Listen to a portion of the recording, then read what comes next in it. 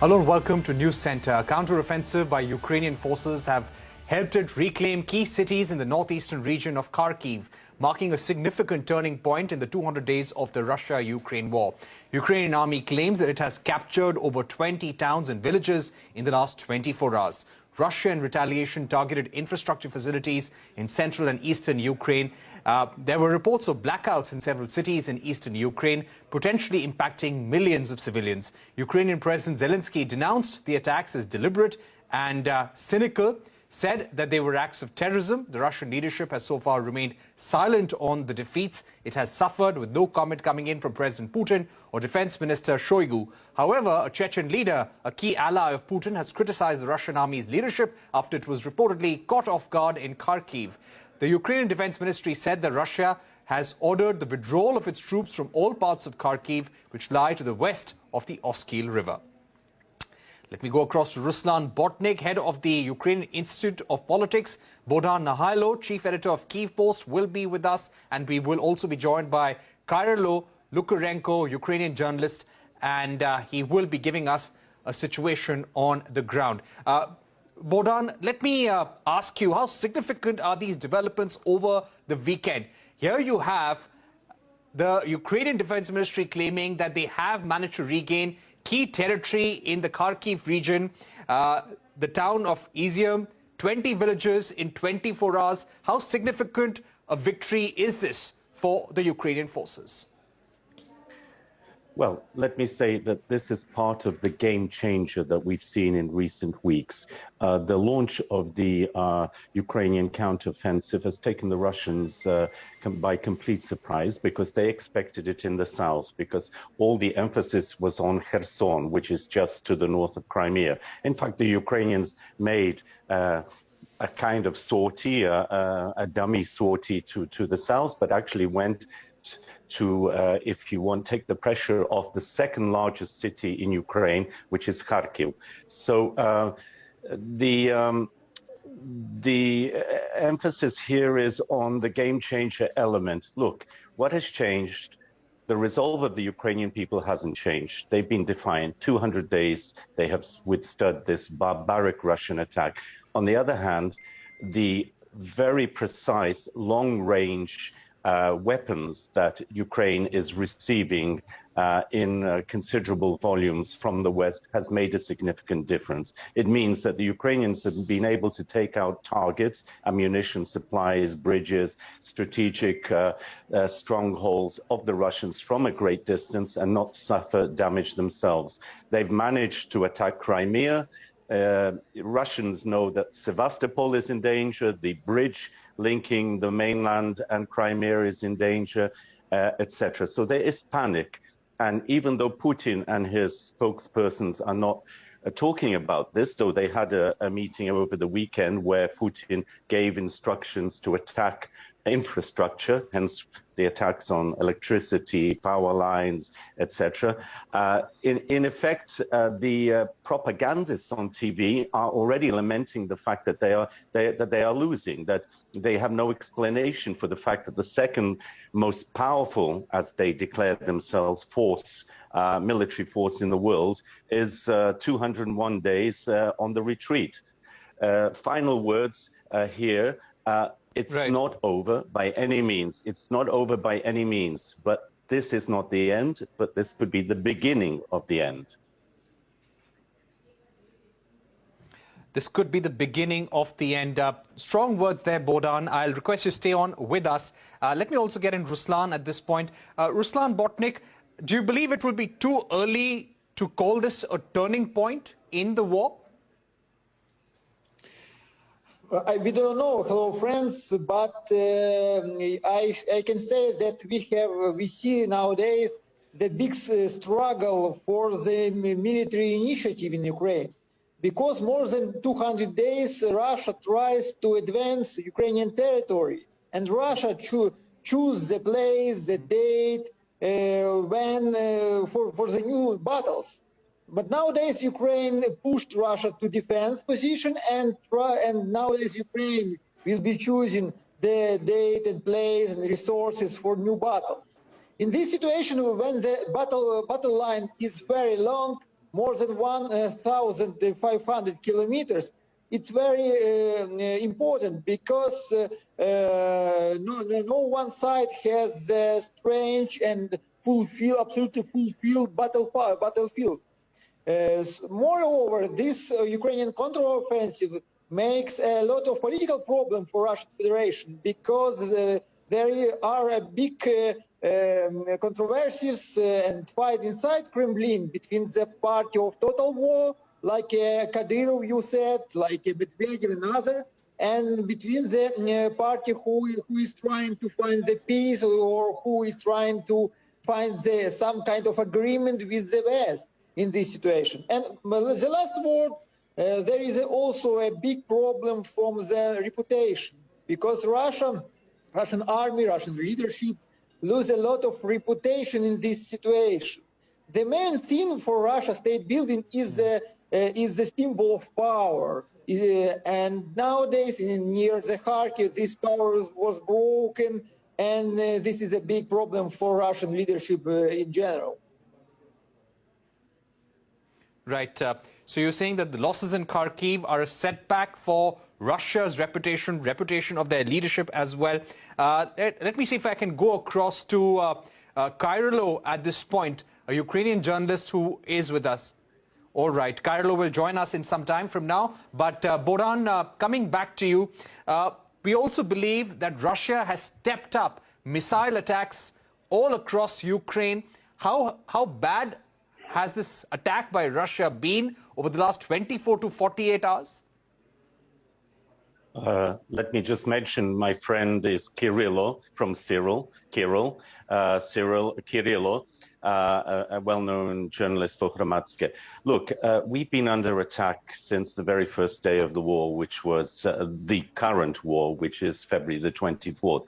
We've suffered immense damage to infrastructure, cities. Look at what happened to Mariupol. It was flattened. Look at what's happening to the second largest city, daily attacks on Kharkiv, but Zaporizhzhia, Dnipro, and all that. We're used to it.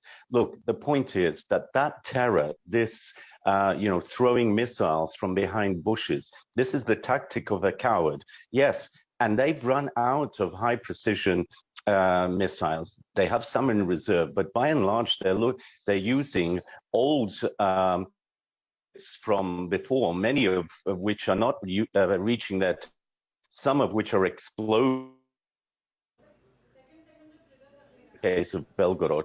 So I would say they're in a bad way, because the whole Russian assumption was that this will be over very quickly. Our might is so strong. Putin, I am Tarzan. These Ukrainians will capitulate. The West will not dare to support them because of the implications, nuclear war, etc., etc. It's all gone terribly wrong. Now, I hope Indians are watching. You're the last. Don't be on the side of the loser and then the imperialist in this case. For once, vote in the General Assembly on the side of anti-colonialist powers, countries like Ukraine. We are trying to get rid of Russian hegemony, which they are trying to reimpose on us after 30 years of independence. Imagine if Britain suddenly, God forbid, suddenly some crazy guy came to power and 40 years later was saying, India, Raj, return to the fold. You are, after all, British formed, etc. This is what the Russians are saying to us. Don't you Indians understand this as Democrats? As the world's largest democracy? Come on. It's time after 200, you could have hedged your bets, you did, but after 200 days of war, when Ukraine has stood its ground, when the West has fully thrown its weight behind it, it's time that you also want to be on the right side of history. Okay, I see, that was Mr. your message Kirill to India. All right. Let me also go back to Ruslan at this point. Ruslan, we're also getting to know that an S-400 system was also destroyed by Ukrainian forces. How well equipped are they positioned for the next few weeks? Do you feel that this is the time for the West to strengthen Ukraine further? And how do you think the intelligence cooperation between the West and the Ukraine, especially US and Ukraine, has helped Ukraine defense forces reach where they have reached so far? It's a very important question also, because I think support from the Western countries to Ukraine has three main ways, three main flows. The first flow is the financial flow. It's also extremely important because we have a war of attrition. It's long war, and without financial support, we are not possible to win this war. Western partners gives us every month from 40 till 70% of state budget. The second flow is military equipment. It's also land-lease, so-called land-lease. It's also extremely important, and we saw a lot of Western ammunition, tanks, and wagons in this counteroffensive near the Kharkiv.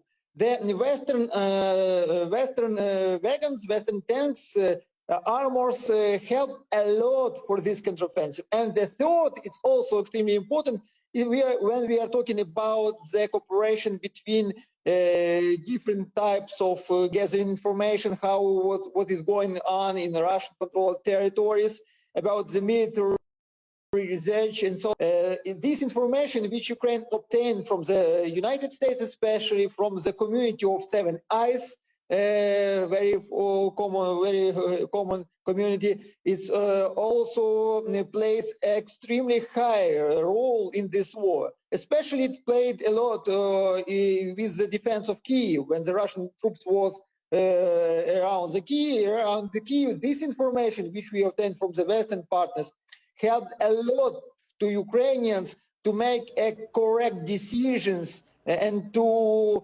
defend our capital. All right, so you're saying cooperation with the West has been key. Let me go back to Bodhan at this point. Bodhan, just to also ask you, what will be important for the Ukrainian forces in the next few days? Do you think it's absolutely critical to secure these territorial gains that have been made, and give us a sense of the amount of territory which has been taken back by Ukrainian forces? Well, according to British intelligence, the amount of territory that has been regained in the last 2 or 3 days is larger than Greater London, which is a huge amount. Remember, Ukraine is Europe's largest country. It's bigger than France or Germany. So we're talking about large areas. Look, the Ukrainians at this stage, they want to secure Kharkiv. They want to recapture cities, or rather areas in the south, particularly Kherson, because they want to break this land bridge that Putin has tried to create between Russia over Crimea. So look, as I said to you earlier, this is not the end. This is just the beginning of the Ukrainian counteroffensive. It's going to take time. It's going to be very bloody. The Russians will fight back, not because they want to, the average soldier, they're being forced to. They're short of men, they're short of ammunition. US, European weapons, long-range artillery, rockets, high precision, are destroying their munitions, are destroying their strategic centers. They have an uphill battle. The battle for Putin is to present a brave face on this and say, you know, we're doing our best and we will win. But if he is going to be blaming the army for the failures, the army is going to be rumbling. The army is going to say, hey, you made the wrong decisions, not us, and we are not going to be the fall guys. So we're in for a long haul, but I think there could be some other turning points coming up. For example, if there is mass panic among the Russian forces, certainly in the Kharkiv area. Remember, I emphasize the second largest city of Ukraine, traditionally Russian-speaking, but with a rich Ukrainian historical and cultural background. That is an immense failure for the Russians, you know, that they've not managed to take that area. Donbass, well, it's ethnically cleansed. The pro-Ukrainian elements have left a long time ago. It's been stripped of its assets, so it's a kind of a wasteland. So for the Ukrainians, militarily, symbolically, it's important to regain that, but it's not the prime objective. The prime objective is to cut off Crimea, retake Crimea eventually, and to make sure that the Russian system implodes, that the Russians themselves eventually, there's very little sign of it, say enough.